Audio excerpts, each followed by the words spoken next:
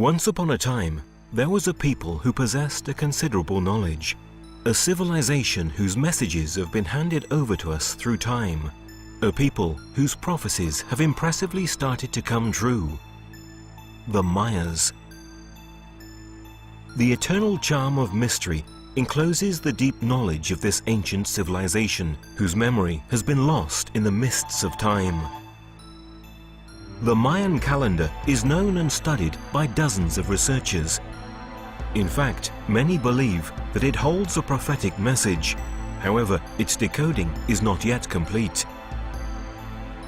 The Mayas were convinced that time is cyclic. Every 5,125 years, an era would end, simultaneously opening a new one. In South England, for a few decades, an incredible phenomenon has been taking place, fascinating and unsettling at the same time: the crop circles. Moreover, during the last few years, the mystery has become even more intriguing. On the crop fields, incredible Mayan figures started to appear. Is it possible that an incredible connection is concealed between the Mayan prophecies and the crop circles? Who or what could draw these pictograms with elements that join together past, present, and future? During the night of the 6th and 7th of July 2007, a researcher named Winston Keach placed a series of cameras on the hill above the East Field near Silbury Hill, an area in the south of England which has always been popular for the crop circle phenomenon. Other researchers joined Mr. Keach. And at about 1:30 a.m. we went along to Knapp Hill. Arriving there, we met up with the cameraman that I'd met earlier in the day in the cafe, and he had a set of cameras with him on top of the hill, and he explained to me that he had some more cameras set up in his vehicle which he'd pulled through and parked on the hill overlooking Eastfield as well. When I got there, he told me that the two cameras that were in the car were infrared and visible light capabilities and very sensitive. Also, the cameras he had were on the hill with him was a still camera which had a long exposure, an image enhancing device, and also another very light sensitive camera. He showed us a scan of the field with the image enhancer, and we could see clearly at that time, about 1:35, that there were no formations in the field of Eastfield or the surrounding fields next to them. And then just after 3, there was a big white flash of light that completely encompassed the landscape. That reminded Wynne that he needed to go down to his vehicle and change the tapes over. So he went down to the vehicle, changed the tapes and came back. And then just as some light creeped in, just as some clouds must have moved away, there was a very imperceptible shadow that we could see on Eastfield. So I asked Wynne to look through his camera on the hill. He opened the viewfinder and looked through it and then said to us, "You better get up and look at this." And it was at that point, which was about 3:45 in the morning, that we discovered there was a very significant formation in Eastfield. On later analysis of the footage that was taken in the car, there were two cameras running constantly all night from about 11 o'clock until 5 o'clock. So it completely covers the field. If any light would have been in that field, it would have been detected. And we've got cars and vehicles driving past at various times that are all logged, and the times of them are logged. So we know that the tapes are running for that period of time. There's about 16 hours of footage in total. Nobody could have been doing this formation. If there would have been 1/200th of a candle light of light in that field, these cameras would have picked it up. And plus, I feel that we would have seen it from the hill as well, because we were constantly maintaining an observation down on Eastfield. Quite apart from the logistical aspect of making the formation like this, the complexity, the size of the formation, the fact that the circles are ovals so that they look circular from the air. However, there is more to be surprised about. When they watched the recorded tapes, Gary King and the others realized that the cameras had caught the beam of light that reminded Wynne to change the tape. When we analysed those tapes, we found that the first visible signs of the formation through the lenses of those cameras was actually at 3:20 a.m. and that the light flash that was picked up on the end of the first tape registered for 3.5 milliseconds as an EM pulse, which is very similar to a bolt of lightning. And it was 7 minutes after that, at 3:20, that first signs of the formation were picked up by the cameras in the car. But we again didn't see them until about 20 minutes after that. As far as I know, this is the only time that anything like this, where continuous footage, continuous tapes have been running all night and captured the field and eliminated any evidence of anybody being in there with any laser alignment measurement devices or lights of any kind. As far as I know, this is the best footage and most comprehensive footage available of when a crop circle takes. A crop circle appeared in the space of one night. An incredible event caught by Winston Keach's cameras and witnessed by Gary King and Paula. Finally, this is the definite proof that crop circles have an alien origin. What happened in Eastfield on July the 7th, 2007 is bound to be remembered as one of the most significant events since the beginning of the phenomenon in the 70s. Too often, the most spectacular formations have appeared over one single night, maybe even in bad weather, such as the famous one of Milk Hill in 2001. The greatest pictogram ever appeared until then, consisting of 409 circles occupying an area of 90,000 square meters. Such events give even more credit to the theory of the non-human origin of the crop circles. And the appearance of Mayan figures and symbols in wheat fields would suggest that the mysterious architects of the crop circles want to draw our attention to current events and towards the end of this era. Actually, the use of the term prophecy regarding Mayan people is not quite correct. The Mayas, in fact, had identified regular cycles of time occurring in the universe. On the basis of this knowledge, they were able to predict centuries in advance astronomical events of great importance, which would affect the whole of mankind. To calculate these cycles, the Mayas had developed a complex system of calendars that they used in order to synchronize their existence with the flow of events and of cosmic energies. The shorter cycle that they calculated was 52 years long and was obtained through the interaction of two different calendars: the sacred calendar, called the Zolkin, and the civil one, called Harb.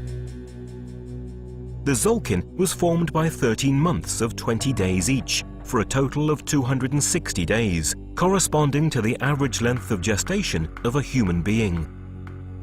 The Harb calendar was made up of 18 months of 20 days each, for a total of 360 days. In order to obtain the solar year 365 days long, there was an addition of a 5-day month called Uabe.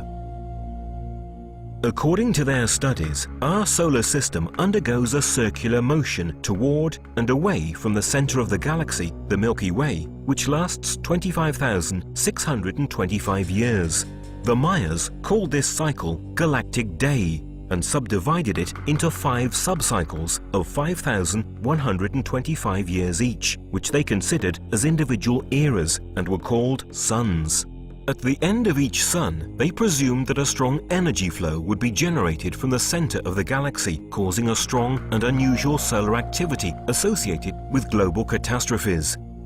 In fact, in 1997, the SOHO spacecraft detected an energy flow from the center of the galaxy, and a few years later, the Sun entered a very strong activity cycle. This gave scientific support to what had been anticipated by the Mayas. Also, the Mayan forecast regarding the energy coming from the center of the galaxy appeared in a crop circle on July the 13th, 1996 in West Kennet. The figure shows the Mayan symbol Hunab Ku, which represents the galactic center. You can clearly see rays coming out of its perimeter. Next to Hunab Ku, there are the crescent moon and a comet. How is this connection possible between the Mayan prophecies and the crop circles?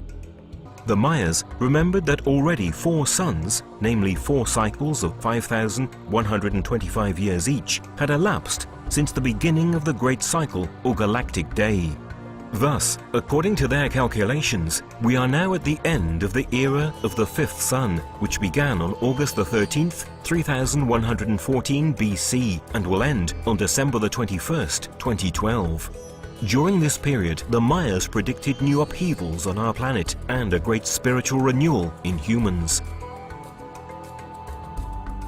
The survivors would have started a new golden age. a change that, according to some researchers, has already begun. On the 13th of August 2000, near the Chilbolton Military Radio Telescope, appeared a beautiful crop circle that could not be deciphered. Its proximity to an installation supervised 24 hours a day makes it difficult, if not impossible, to think about a human origin. Its explanation arrived unexpectedly the year after. In fact, in the same field, on August the 14th, 2001, a new pictogram appeared. This time, however, it was not the usual symbol. This is in fact a face with clear humanoid features, designed with the same technique used for the old black and white photos of newspapers. A set of points where the difference of width and distance between them creates the image. A technique never seen before in crop circles. By applying a graphic filter on the photo, more details become clear.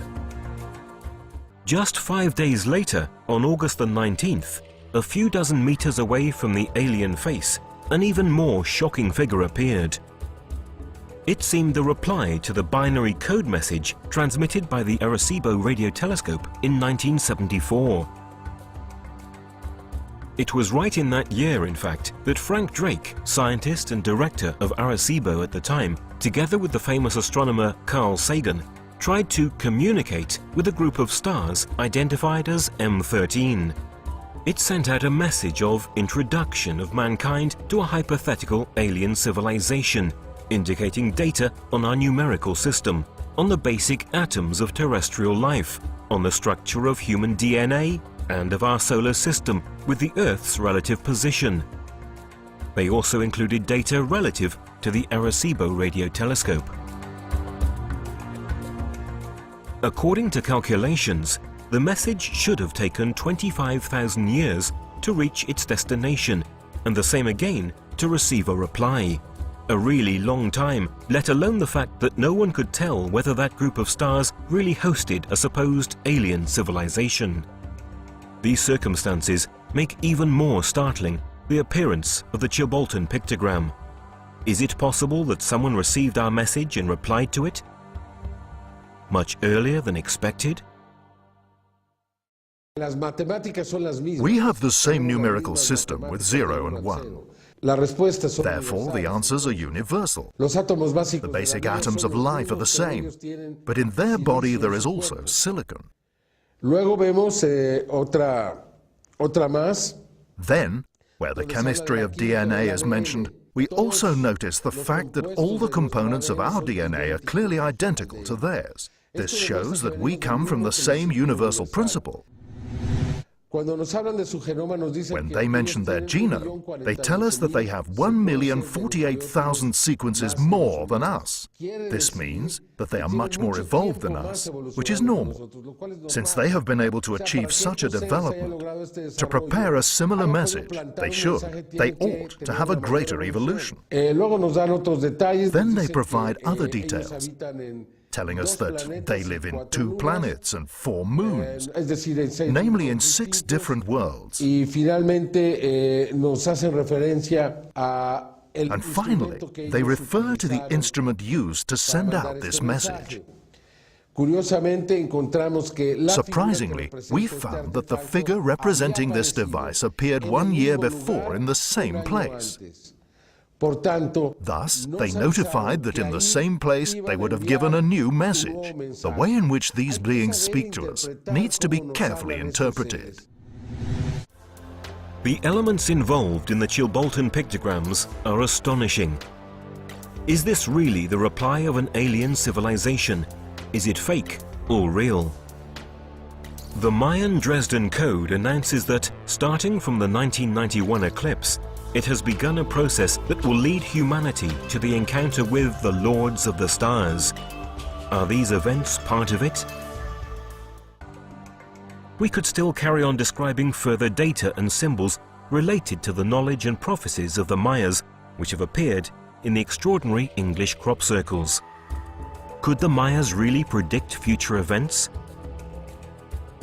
Do these warnings have a real foundation? Now, even scientists confirm that the Earth is a living entity, a complex organism. The message coming from the ancient Mayas and modern crop circles appears to be the same. A change of conscience is absolutely necessary, as never before in human history. A message of warning and hope coming from a past whose importance is hardly being recognized. And this is what the creators of the pictograms did. Whether human or alien, they amplified the message coming from the cultures of the past, such as the Mayas, through a fascinating symbolism beautifully engraved on the wheat fields of England.